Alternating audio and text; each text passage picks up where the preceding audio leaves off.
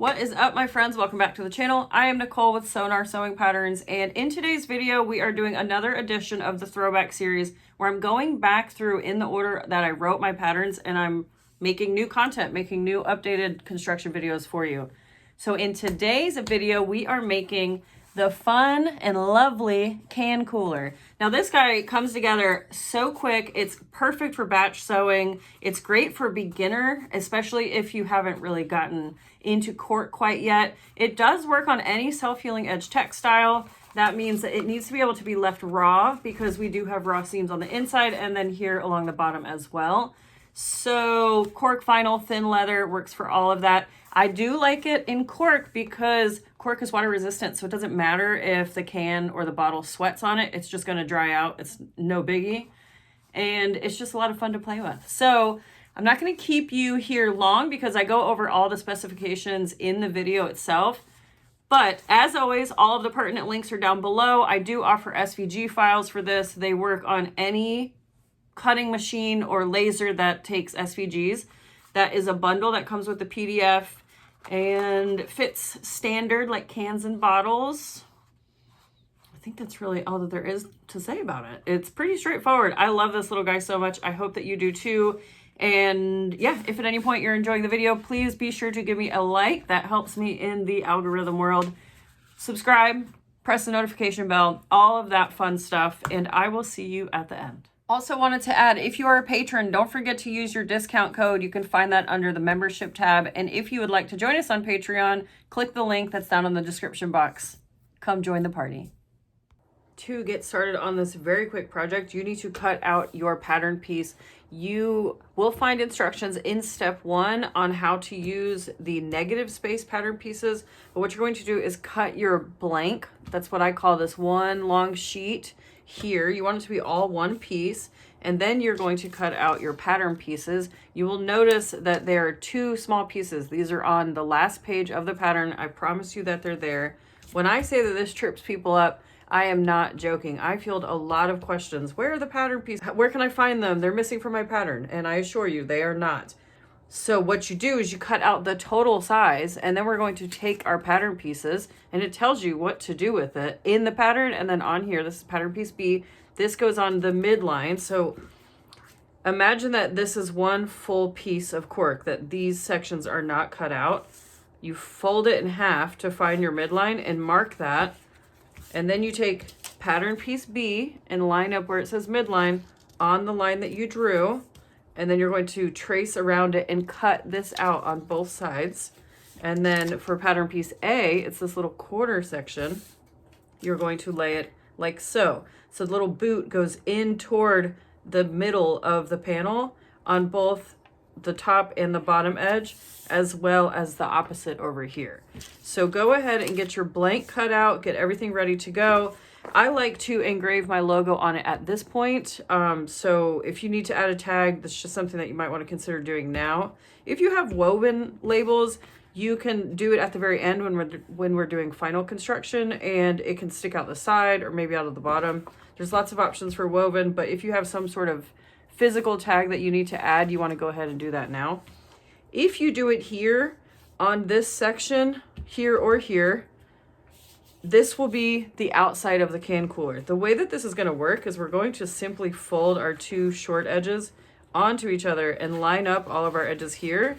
And this will become the front and back of the can cooler. So if you want to do any sort of adornment, tags, anything of that nature, it's going to go here.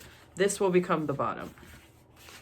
So once you have your blank cut and you have your tag situated how you want it, you need to take 2 pieces of Insul-Brite.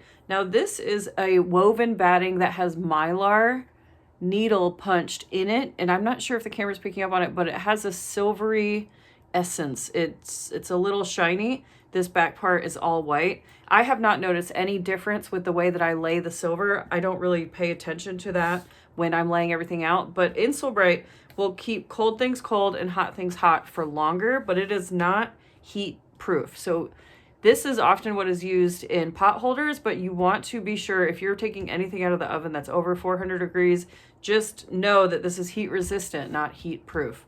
Now, speaking personally, I have not had issues with it burning me through this, but it comes as a warning on the label, so I wanted to go ahead and pass that along.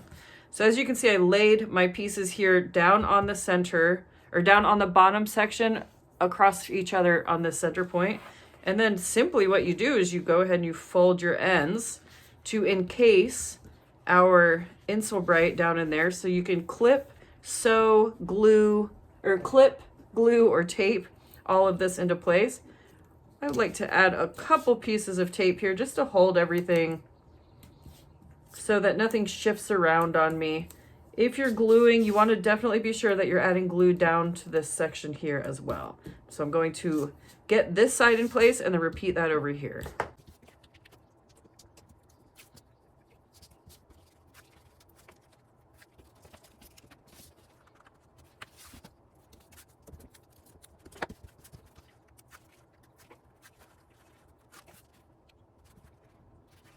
So you'll see I have all of my edges lined up as best as possible. I have a little bit of odd cutting down and through here, which isn't abnormal for me. Even with straight lines and using scissors and cutting on a cutting mat, I can never seem to cut a perfectly straight line. However, this is going to be on the inside bottom of the can cooler, so I'm not concerned with that.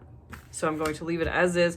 If it bugs you, you can trim and match up all of your seams down here. So the next step, this is where we can have some fun. So if you want to, you can do what I like to call crazy quilting, and that's where I just pick a spot and I just bounce all around and quilt these two pieces together, and I quilt all through here, down through the center, and then onto this panel as well. And so you can get as creative with it, you can be super subtle and basic, you can just stitch around all of the edges if you don't want this to be quilted at all. Really, the world is your oyster when it comes to this design preference. You can create a nice grid and be very perfect with it. Really, you can do whatever you want. I am going to opt for my crazy quilting. So what I'm going to do is, like I said before, I'm just going to pick a spot and then I'm just going to bounce around like a ping pong ball and quilt until I decide that I like the look of it. But a note about this, you want to be sure that regardless of your preference with the quilting look, you need to stitch all the way around the entirety of the perimeter. So 1/8 seam allowance around every single edge here. So I'm using Waywack Tech 70 thread. I am matching it in my bobbin. I have a size 18 needle here, and I'm using a size 4 stitch length. Stitch length is up to you. I like the look of a longer stitch length, so I tend to stick between 3.5 and 5, but you do whatever you would like.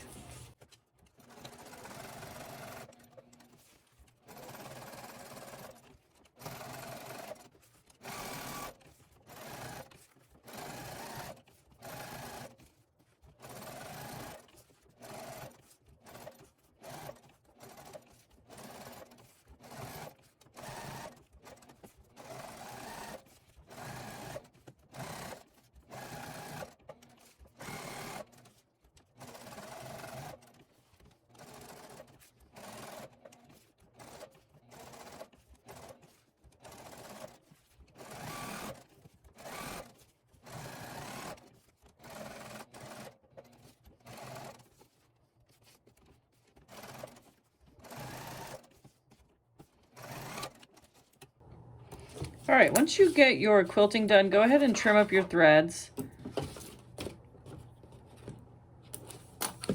And if you need to, you can trim anything down now if you want to trim down your edges. If you have a big discrepancy here, go ahead and trim down. But if you don't and everything looks pretty good, what you're going to do is just fold these right sides together. So the wrong side is the one that has this split here in the center. So fold these right side together. And I like to really ensure that my top edge lines up nicely. I'm going to clip down the right and left side, like so. And then what we need to do is we're going to stitch about 1/8 of an inch here, starting at the top, and back stitch very well, because this is going to get a lot of stress when we flip this right side out. So back stitch and then stitch all the way down and then end your stitch line here. And then we're going to do the same thing on this edge. Now, in order to stop it from shifting, a lot of times what happens if you start right here at the very top edge, what will happen is these two pieces will shift as soon as the presser feet and the feed dogs start going. They'll pull and shift it. So if you start a little bit farther down, maybe about a 1/2 inch down, sink your needle, and then you can immediately back stitch and then start your stitch line.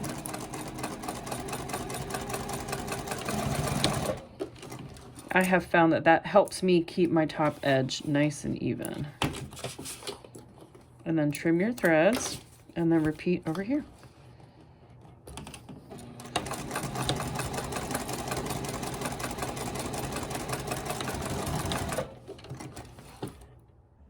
So to finish off this bad boy, all that we need to do is flip it right side out. I like to push on the seams here to open it up, and then I fold these bottom sewn edges in on itself.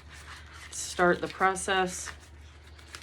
Now, if you have issues with your hands, this might take a minute, and that is okay. Just take your time, flip it right side out, and then I just kind of squish it down until it looks right. And so that is the completed can cooler.